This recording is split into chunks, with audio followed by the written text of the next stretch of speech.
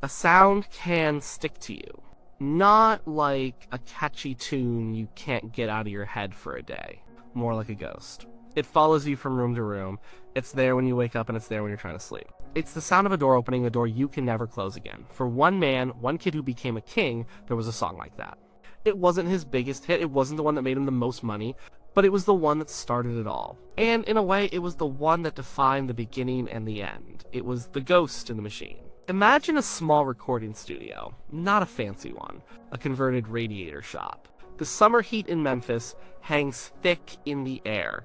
The year is 1954. The world is tense. The old ways are holding on, but something new is bubbling under the surface. A young truck driver walks in. He's nervous, he's got a guitar and a voice, but not much else. He paid a few dollars a while back to record a song for his mother. The lady at the desk remembered his voice. She told her boss about him. So now he's back. He's getting a real shot. The boss is a man named Sam Phillips. Sam isn't looking for another crooner. He's heard plenty of those. He's looking for something that doesn't exist yet. He's looking for a sound that feels dangerous. He's said it out loud before. And if he could find a white man with the Negro sound and the Negro feel, he could make $1 billion. It's not just about money. It's about cracking the world open. It's about finding a sound that crosses lines, that scares some people and thrills others. So the kid is in the studio, he tries a few ballads, they're okay. His voice is good. You can hear the church in it. You can hear the country singers he listens to on the radio. But it's not what Sam is looking for. It's too safe, there's no fire, the session is going nowhere. Everyone is getting tired. The musicians, a guitarist named Scotty and a bass player named Bill, are about to pack it in. Sam is frustrated. Maybe this kid isn't the one after all. They take a break. The pressure is off for a minute. The kid picks up his guitar and starts messing around. He starts singing an old blues tune, a song by Arthur Big Boy Crudup. He's not performing it. He's just playing. He's singing it fast, full of energy. He's slapping his guitar. Bill, the bass player, grabs his upright bass and starts slapping along. Scotty jumps in with his electric guitar. It's a racket. It's wild. It's sloppy and raw and full of life. Sam hears it from the control room. He sticks his head out the door. "What are you doing?" he asks. They don't know what they're doing. They're just having fun. "Well, back up," Sam says. "Try to find a place to start and do it again." He hits the record button. They capture that lightning in a bottle. The song is called That's Alright. And it's good. It's really good. It's the sound Sam has been hearing in his head. But that's only half the story. That's the A side. Every record needs a B side. What do they do now? They've found something special, but can they do it again? Was it just a fluke? The pressure is back on.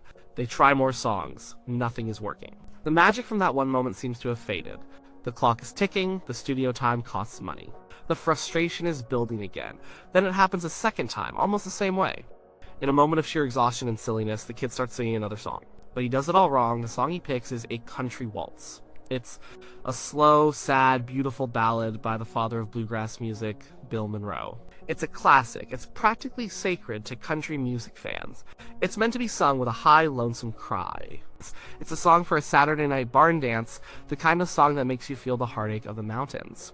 The kid doesn't sing it like that. He starts singing it fast, way too fast. He sings it in a jumpy, hiccuping style. Bill Black, the bass player, starts hamming it up. He slaps his bass and starts singing in a goofy, high-pitched voice, mocking the original. Yee-hee! He's making a joke. The kid laughs and keeps going. He turns this slow 3/4 time waltz into a frantic, driving 4/4 rhythm. He pushes it, he gives it a backbeat, he makes it swing, he makes it rock. In the control room, Sam Phillips' eyes go wide. He understands what's happening. This isn't just a joke, this is alchemy. The kid is taking a piece of pure, traditional country music and he's injecting it with the rhythm and energy of the blues. He's breaking all the rules, he's taking something familiar and making it completely new. He's creating a hybrid. He's showing that the magic of the A-side wasn't a one-time thing. This is a style. This is a new way of hearing music. Sam hits the intercom. "That's a pop song now," he yells. Let's record that." They cut the track. It's 2 minutes of pure chaotic joy. It's the sound of a revolution happening in real time. It's sloppy, it's unpolished, but it's more alive than anything else on the radio. It's the perfect companion to the A-side. One is a blues song played with country energy. The other is a country song played with a blues beat. Together, they form a perfect statement. They are the birth certificate of a new kind of music. The record is released. A local DJ, Dewey Phillips, plays the A-side. The radio station's phone lines light up. People have never heard anything like it. Who is this singer? Is he black? Is he white? No one knows. They just know they need to hear it again. Dewey plays it over and over. Then he flips the record and plays the B-side. The reaction is just as strong. The country fans are confused, maybe even a little angry, but the kids, they get it. This is their music. It's rebellious, it's fun, it's for dancing. That B-side, that twisted country waltz, became more than just a song. It became a symbol.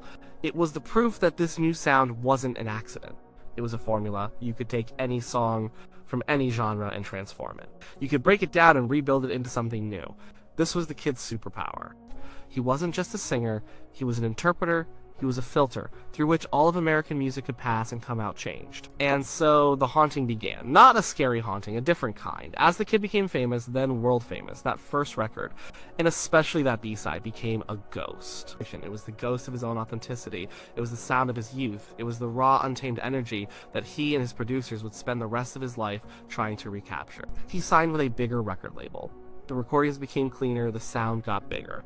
They added background singers and string sections. The music was still good. Sometimes it was great, but that ragged edge from the first session was gone. It was smoothed over, the danger was tamed, the executives and the managers wanted a reliable product. They didn't want the chaos of that little studio in Memphis, they wanted a polished star. He went into the army, he came back a different man, he started making movies. The soundtracks were full of songs that were written for him, songs that were often formulaic and silly. They were a world away from the spontaneous creation of that first B-side. He was singing about teddy bears and rock-a-hula babies. He was no longer the musical revolutionary, he was a movie star, a very rich and famous one. But where was the kid who took a bluegrass waltz and set it on fire? He was still in there somewhere. But he was buried under the weight of fame and expectation. That song, that B-side, became a yardstick. For critics, for fans, and maybe for the man himself. It was a reminder of a time when the music was everything. Before the money, before the movies, before the entourage, a time when it was just a few guys in a hot room making music for the fun of it. The song represented a kind of freedom he would never have again. The freedom to fail. The freedom to experiment, the freedom to be silly and accidentally create a new genre of music. Think about him in the late 1960s. He's making a comeback. He's shed the movie persona. He's back in black leather. He's on a stage raw and powerful again. He's trying to reconnect with the musician he was. He sings the blues. He sings gospel. He sings his big rock and roll hits. He's trying to show the world, and maybe himself, that he still got it. He's trying to summon the ghost of that kid from 1954. And for a while, he does. The energy is there. The fire is back in his eyes. But it's different now. It's a conscious effort. It's a performance of authenticity, not the real thing. It can't be. You can never go back to that first moment of discovery. Then came the final act, Las Vegas. The jumpsuits, the spectacle. He was bigger than life. He was a living legend. But he was also a prisoner of his own fame, his own image. The shows were slick, they were professional, but they were often predictable. The set lists rarely changed. He was a human jukebox, playing the hits the tourists paid to hear. And in those quiet moments, alone in his penthouse suite high above the desert, what did he think about? Did he ever hear that sound in his head, that frantic slapping bass, that twangy running guitar? His own young voice, full of hope and nerve. Did he remember the feeling of turning a slow, sad song into a rocket ship? Well, that song was the sound of his own escape. It was a sound that blasted him out of a truck driver's life and into history. But it was a sound he could never quite find again. It haunted him because it was pure. It was a moment of unfiltered creation. Everything that came after was a copy of a copy. It was processed, it was packaged, it was sold. That first record was just made. It was an accident that changed the world. And how do you live up to an accident? How do you compete with a younger version of yourself who didn't even know what he was doing? Well, you can't. The song represented a crossroads. It was the moment he took the two great streams of Southern music, country and blues, and crashed them together. He stood at the center of that collision. Everything that came after, rock and roll, soul, pop music, was shaped by that explosion. He was the catalyst. And that B-side was the clearest, most undeniable proof of it. Yes, it's not a sad story, not entirely. He became the most famous entertainer in the world. He brought joy to millions, but there is a touch of tragedy in it. The tragedy of getting exactly what you want and losing a part of yourself in the process. The kid in that studio wasn't trying to become a king.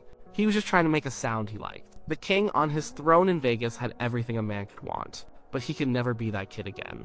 He could never recapture the lightning of that moment. The ghost of that song wasn't just about the music. It was about the feeling of being young, hungry, and on the verge of something incredible. The feeling of a future that was wide open. As his own future narrowed, as his world became smaller and more isolated despite his fame, the memory of that open road must have been a powerful and perhaps painful thing. The song was a question he spent his whole life trying to answer. The question was, who am I? That B-side was one answer. It said, I am a bridge. I am something new. I am the future. But as the years went on, other answers crowded in. I am a movie star. I am a product. I am an icon. I am a prisoner. The first answer was the simplest, and maybe the most true. It's the story of so many creative people. The first work is often the purest. It comes from a place of hunger and passion. Success brings comfort, but it can also bring compromise. It brings pressure. You're no longer just creating for yourself. You're creating for a market, for an audience, for a record company. You start thinking about what people want to hear instead of what you need to say. That little B-side was all need. The need to make a sound, the need to let out the energy that was bottled up inside him. It was the opposite of a calculated career move. It was a happy accident, and that's why it haunted him. It was a reminder of a time when music was an act of joy, not an act of labor. So, was this song the one that haunted him for the rest of his life? Yes, but not in a way that tormented him every day. It was a presence, a benchmark. It was the ghost of his own potential, the ghost of his own beginning. It was the sound of a door being kicked open, and for the rest of his life, he was living in the giant, gilded, lonely room on the other side of that door. He could hear the echo of that kick, but he could never go back through the doorway to the small, simple room he came from. That is the true nature of its haunting. It was a sound that both made him, and in a way, trapped him. It was a sound of his own, impossible to replicate genius. It was the sound of a young man messing around with an old country waltz and changing the course of popular culture forever. The kid was Elvis Presley. The A-side was That's Alright. And the B-side, the ghost that followed him from that day forward, was his frantic, revolutionary, joyful reinvention of Bill Monroe's classic. The song was Blue Moon of Kentucky.